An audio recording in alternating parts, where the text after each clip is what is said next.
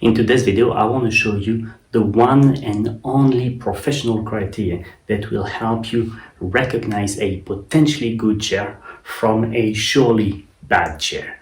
This criteria that I will demonstrate is the first thing that I look at when I'm asked my opinion on a chair. That can be a car seat, that can be an office chair, that can be a kitchen chair, that can be a visitor chair. Any chair, including your sofa, can fall into this criteria. Welcome, I'm Olivier Girard, ergonomist, posture therapist, author of the Posture Manual and creator of 3 online posture programs. So let's observe what we do when we sit. When you sit, you have basically 3 different families of posture. This is called a slouched posture. When my posture is slouch, my sitting bones are in front of me, and I can also feel the vertebrae in my lower back popping out. Then, this is called sitting with a flat back. When I sit with the flat back, I'm on my sitting bones and the vertebra just disappeared. And here, I'm sitting with a hollow back. When I'm with a hollow back, the sitting bones are behind me and the vertebrae are kind of deep under the skin. This tends to overload the discs and projects your head forward, whilst this tends to contract your lower back muscles and put your weight on the intervertebral cartilage, i.e. speed up the rhythm of osteoarthritis. So what we want is the middle, the posture that I call a flat back posture. Now let's look at 2 things. We're first going to look at the shape of my body when I'm on my sitting bones and what happens when I slouch.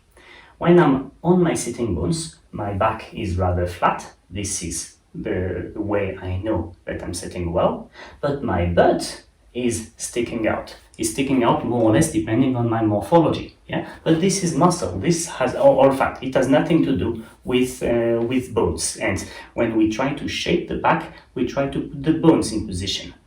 One thing you need to understand is that Mother Nature will all bring us in the same direction, which is this. It can be vertical, it can be backwards, but actually it's all the same. It's all about the pelvis that's shifting backwards, and the first thing that moves is belt level, i.e. the upper crest of the pelvis. And this upper crest of the pelvis will be followed by the lower back, the mid back, and the neck. So if I want to prevent my body from slouching, I need to hold here the pelvic crest, which is belt level. So now look at what I've told you. I've told you that to sit comfortably, you need to be on your sitting bones and you need to support your belt with something. If you got that, you got everything to recognize a good chair from a bad chair. Because to sit on your sitting bones, you will need a soft surface, and to support your belt, you will need a chair that can accommodate not only pressure on the belt level, but also the shape of your butt, i.e. it needs to let your butt go into the backrest. And this is why you will recognize that any good chair has this shape. Look, this is an office chair, but it's exactly the same thing with a sofa seat. You see, here, although it's very small, I can fit my butt into there. And if it's not enough, I can here increase the shape of the lumbar support, and therefore the lumbar support will go and look for my belt further forward, and I can of course adjust it in height too. If I take a lumbar cushion, I got the same thing. You see, I got here something, an area in which I will fit my buttocks, but here the belt will be supported, and this is soft, i.e. it creates no pressure point. Preventing pressure points is important, and this is why I had to change this first chair of mine, because due to the plastic backrest, I wasn't comfortable here in my belt. You see that on this small seat, the backrest is completely flat. So there is not this shape to get my butt here somewhere, and as a result, when I sit on it, I can actually fit, if I'm on my sitting bones, my fingers behind my belt, meaning that under the effect of gravity, my pelvis will be able to turn back and that will take my whole spine with it. You will say, okay, not a big problem, your spine is supported until mid-back. Yeah, but not my head, and as a result, my head is forward. A lot of gaming chairs that I know have this exact problem. The backrest is completely flat, i.e. you cannot accommodate the shape of the buttock, and therefore the pelvis tilts a bit, and as soon as it tilts a bit, your shoulders come on the backrest and you slide, especially if the seat is made of a slippery material such as leather.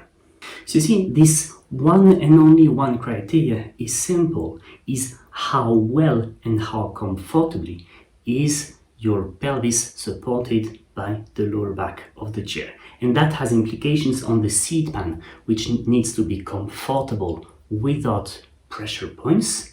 And it has implications on the backrest, which needs to fulfill the same comfort criteria, no hard, no pressure points, but which also needs to have a hollow shape where your butt should fit. And ideally, as we don't have the belt at the same level, all of us, one of the backrest should be adjustable in height to fit your morphology. So now if you look at this very fashion chair, which you find everywhere more or less, which is made of plastic and which is kind of an egg shape, you see that none of the criteria that I've just mentioned is fulfilled. There's no comfort under the sitting bones because it's plastic. Same applies behind your belt, and the travel of the pelvis when you sit on it will be gliding forward. There's no space for your butt, and there's nothing to create some kind of a gentle, comfortable, adjustable support behind your belt. Does this mean that you need to throw to the bin every chair that does not fulfill the criteria?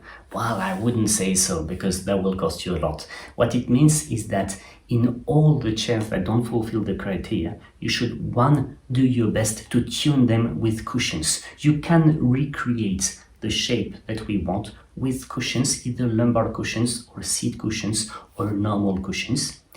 And it means that you should control the duration and the activity on these chairs. These chairs are for short periods and they are not compatible with screen work, so they are not for home working in particular.